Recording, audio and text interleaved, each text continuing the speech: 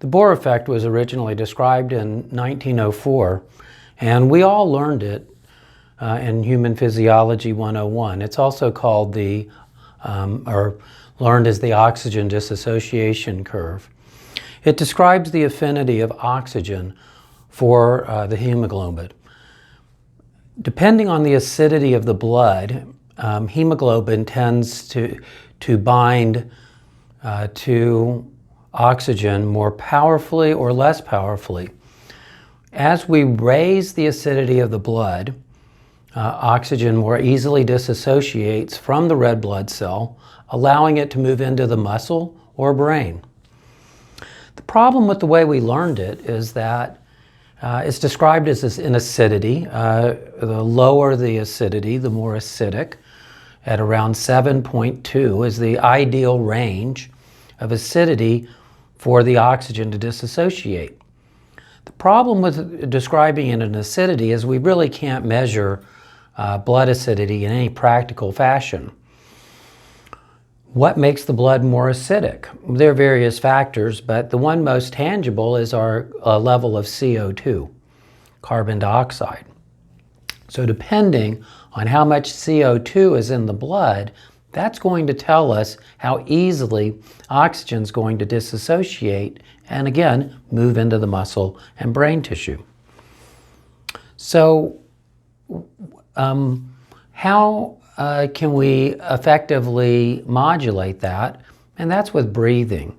So many of us are familiar, or all of us I hope, are familiar with breathing exercises, various things done in yoga, respiratory rehabilitation, relaxation exercises. There's a lot out there on breathing exercises. Again, the problem is unless we measure what those breathing exercises are doing, we somewhat get lost in being effective.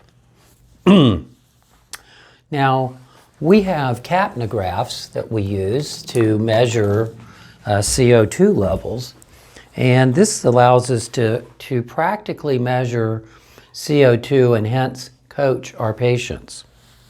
So as CO2 becomes elevated in the blood becomes more acidic, the oxygen disassociates, going into the muscle and brain tissue. We typically think of CO2 as a waste product, and the reason why we're breathing is we're trying to inhale more oxygen, exhale the CO2. It's confounding, confusing, perplexing as this is.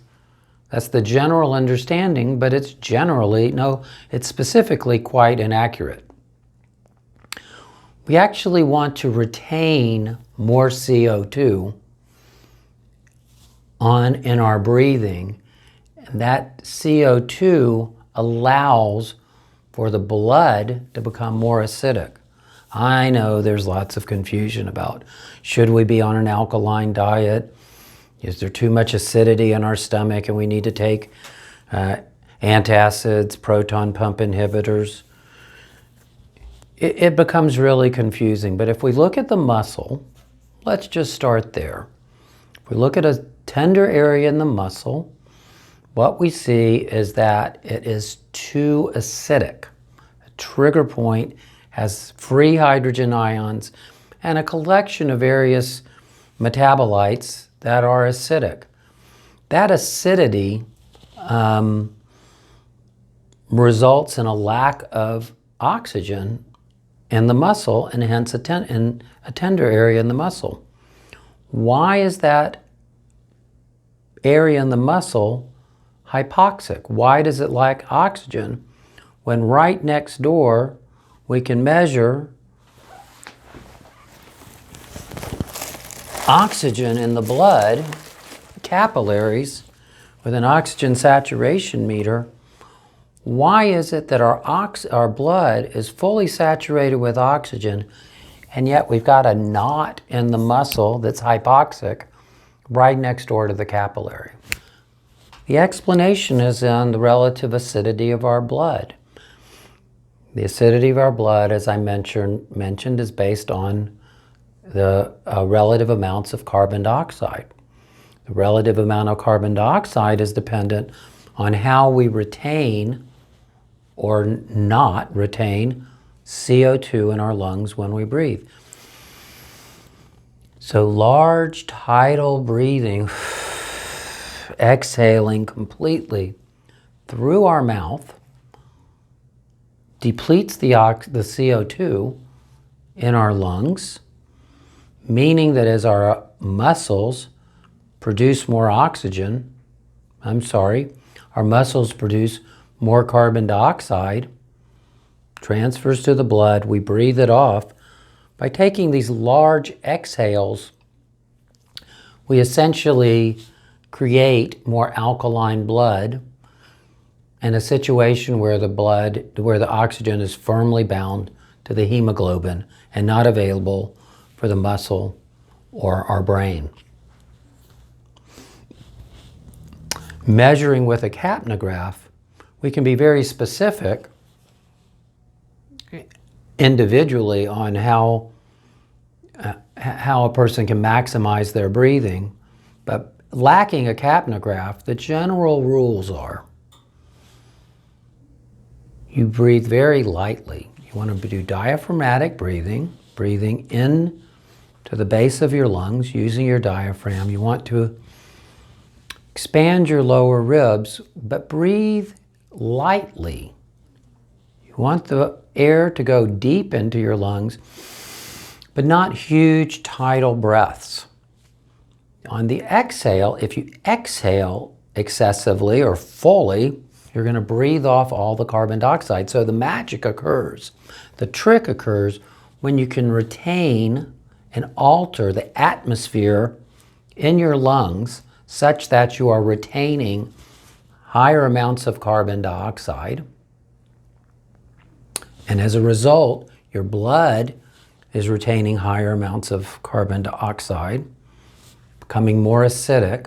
The oxygen more freely disassociates, moving into the muscle, and hence we take care of the problem. We'll go over in our lectures very specific exercises and the goals, but that's the general idea. We want to make our blood, relatively speaking, and most of us, more acidic by retaining carbon dioxide in our lungs, by not over-breathing, excessively blowing off too much carbon dioxide.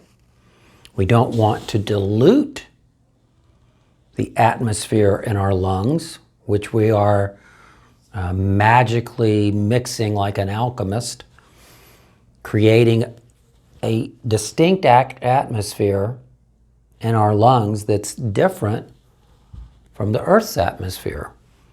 This, we want to have higher levels of carbon dioxide than are available in the atmosphere. If we look at the partial pressures of all the gases in the atmosphere, we can tell that there isn't enough carbon dioxide in the atmosphere to meet our needs. Now, an example of this is someone who's having an anxiety attack. If you look at their relative levels of carbon dioxide in their blood, it's going to be quite low. A common technique for reducing the anxiety and getting someone out of a panic attack is to breathe into a paper bag. Why would this work? Because as you're breathing in and out, that atmosphere in the bag, there's increased levels of carbon dioxide, easily changing the atmosphere in the lungs, allowing the blood CO2 to elevate, allowing more oxygen to disassociate from the blood and go into the brain. Anxiety comes down. As we talked about, a lot of the things we talk about, parasympathetic activity, the calming effect, has to do with actually our relative levels of CO2, and it's a much more direct measure.